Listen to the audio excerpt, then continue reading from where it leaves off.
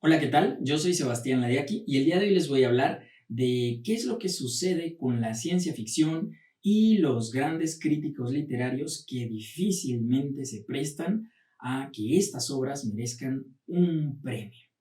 un gran premio al nivel de las otras grandes obras de la literatura universal. Bueno, pues si bien es cierto que existen premiaciones específicas para el campo de la ciencia ficción, en el cual pues esos narradores pues han logrado pues, segmentarse y merecer pues un peldaño dentro de esa misma categoría, de las obras que están dentro de esa misma categoría. Pero entonces surge esta duda.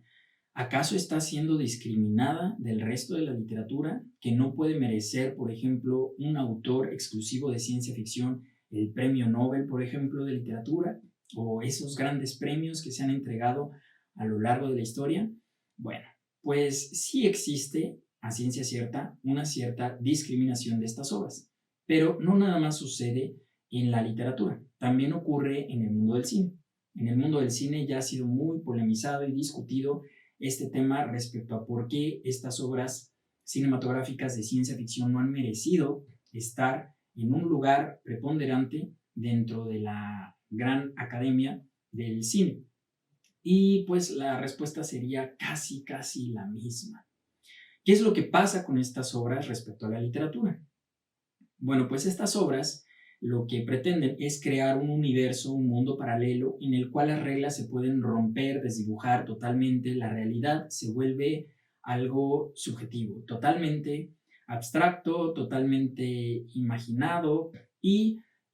los personajes se rigen por ciertas reglas, que esto es como si nos inventáramos un juego como el fútbol y que tiene tanto éxito como ese deporte, pero pues todos los personajes tienen que adecuarse a esas reglas para poder llevar a cabo su cometido y que la historia esté basada, sustentada en esas reglas para poder llegar a un fin. Y bueno, esto es lo que hacen muchísimos autores de ciencia ficción y lo hacen con éxito. Otros no tanto. ¿Qué pasa cuando algunos de estos autores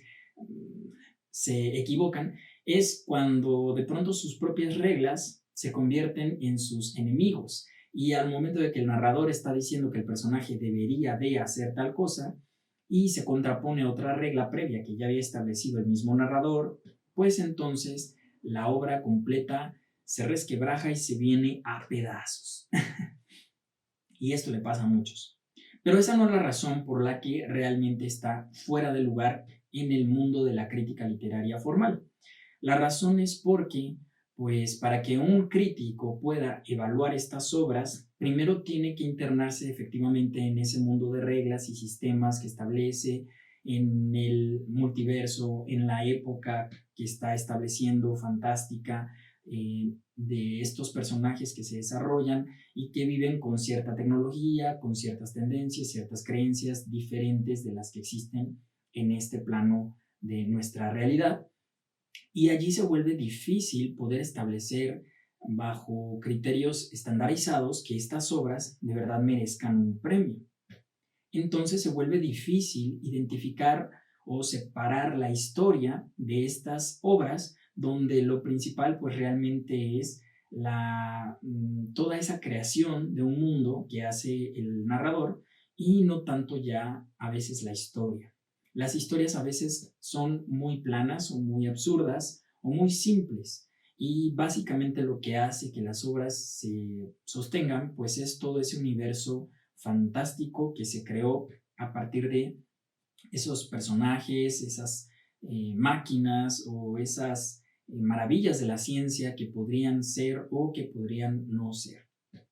Y bueno, esa es una de las razones principales por las cuales se ha segmentado en la crítica literaria estas obras, pero no es porque realmente carezcan de calidad.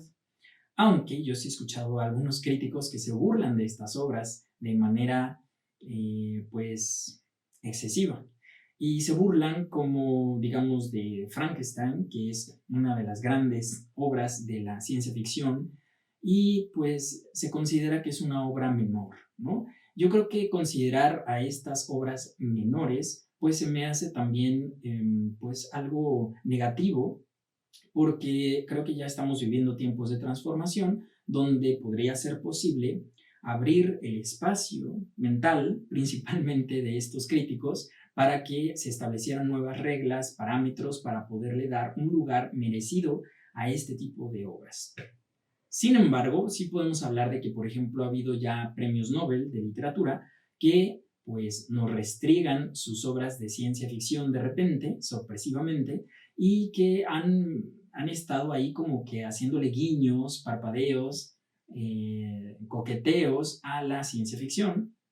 y que pues sin embargo han estado como rayando en el tema, pero no se atreven de lleno a abordarlo, tal vez por el temor a la crítica o tal vez porque saben que pues van a ser relegados al submundo de aquellas obras que no van a poder merecer grandes criterios. Entonces, por eso es que yo hoy quise hablar de este tema, porque me parece sustancial, que conozco mucha gente que le gusta escribir sobre ciencia ficción y también conozco muchísima gente que le gusta leer estas obras. Y una de las razones principales por las que sé que a mucha gente le gusta leer obras de ciencia ficción